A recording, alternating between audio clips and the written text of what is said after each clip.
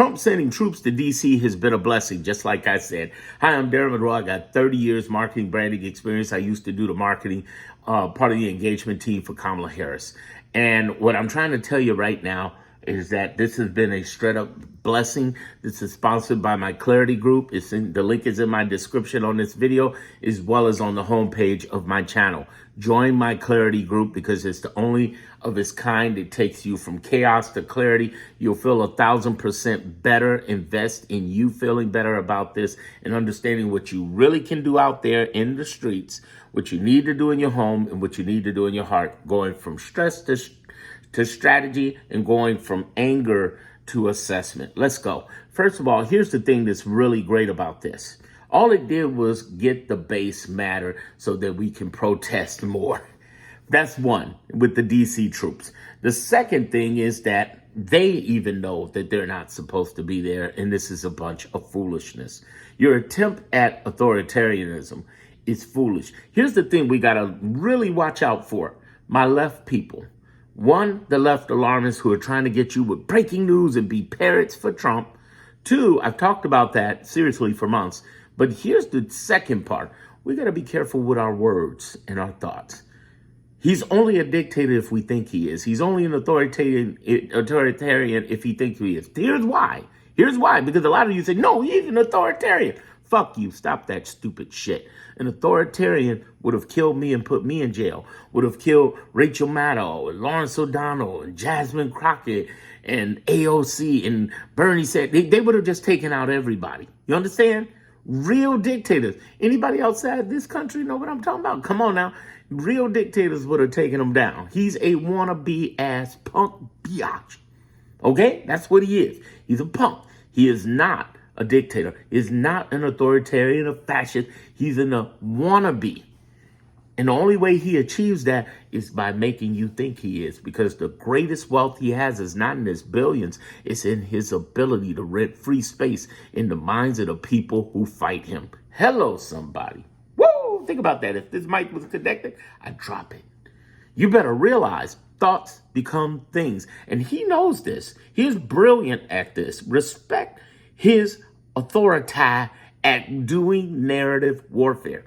I teach this in the Clarity Group every Tuesday. Narrative warfare is psychologically with you.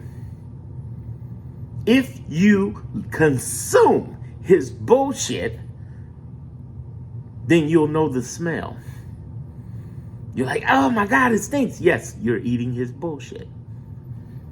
Oh my God, he's able to do everything. He's getting away with everything. No, he's not. For the last 30 weeks, we've had 23 governors, attorney generals. We've had the judicial branch in the lower courts. And by the way, they handle 99% of the courts. The Supreme Court, only 1%. So they don't get everything up to the Supreme Court.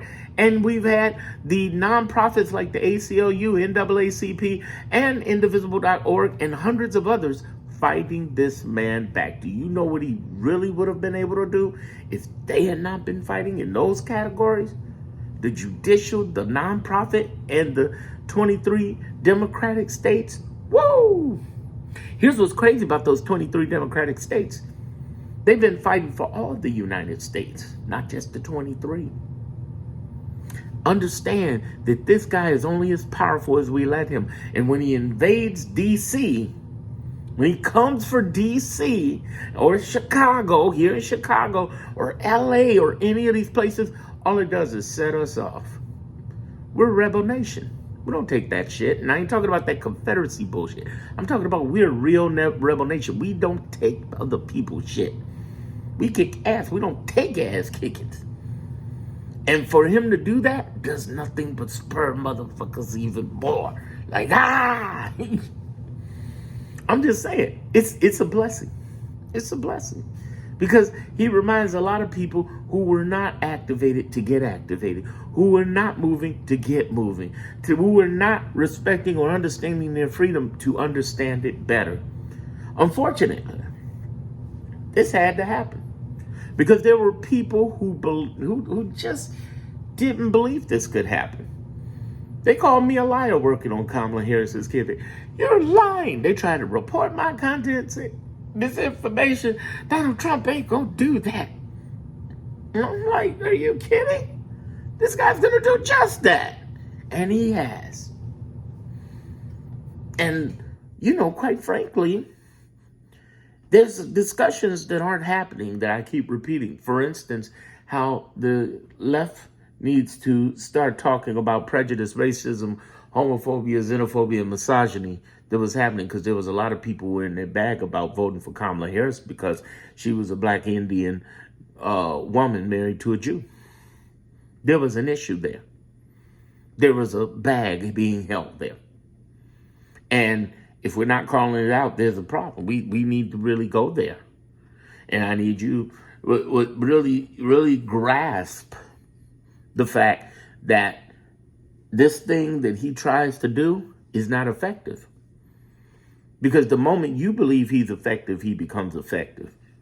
He's not interested in protesting. He's not interested in the movement. He's not interested in you trying to protest his troops. He doesn't care. He cares how to market and brand it because he knows if he markets and brand it, he can still win. How do we know? We watched that with No King's Day, 10 million people, 2,000 events get diminished in a matter of 6-7 days with, I might bomb Iran.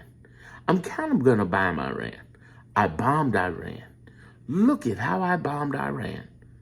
That just kicked all of that synergy out the door. It's not about the massive movement of the people. It's the massive marketing and branding of the people. Again, 30 years. Hello. He is good at that. And we need to get better at that. We need more independent media like myself who give context and assessment, not just breaking news, because breaking news is bullshit. So many people, breaking news, here it is. And I'm not just calling out one creator. That ain't fair. That ain't fair. There are thousands of them doing that. We need to start breaking away from that. And there's been this progression along the way. At first, it was the coconut's going to come out and take on the orange and make it disappear. Do you hear this? There's an investigation happening secretly. And at one point in the middle of November, I was like, no, it's not. Unfortunately, we need to get ready to fight. Now, there are 8 different types of investigations happening. I explained in my Clarity group. But the reality is the reveal of those investigations ain't happening for years. They can't do nothing here in the middle of the Trump. They can't get rid of him and put him up, no matter how much the math ain't math and then he stole the you-know-what. They can't. It's not going to work. Sorry. I mean, I would love to see it happen, but it ain't happening. So in the meanwhile, these DC raids, Chicago, LA, New York, wherever they want to go is a blessing. Because it's going to spur our base, get us moving, and be a reminder of how people are treated. Oh, one last note before I go, okay? Here's the thing I want you to understand too. Binge watch my content, last 10, 20 videos. You will be mind blown by it. Get on my playlist. Check out my playlist. But here's the thing I want you to remember very strongly, real big. These ICE raids, ICE ain't nothing but police, P-O-L, ICE. They dropped the pole and put ICE. And the way they treating brown people right now is the way they've been treating black people all the time here. I'm just trying to tell you, this ain't new shit. This is just an open reveal of how they treat people of color. The African Americans descended from an enslaved people. So, yeah. The argument that you're having against ICE should be the argument you're having against the same so-called authoritarianism that's happening to black and brown people all the time. It's just targeting brown people more openly now. And by the way, it's not just brown people. There are black, African, and Haitians and Jamaicans and Caribbeans, and it's happening. And we were telling them that too, and some of them didn't believe it until they really saw what was going on. It'll be okay. We'll make it through this.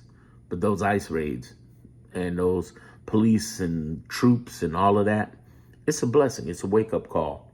We needed this to happen because there were people who did not know, who did not understand, who did not believe what was going down. Did I earn your subscription? Hopefully so. And definitely get in my Clarity group. All you got to do is click the link in this description or click the link in my homepage. It's right there, Clarity group.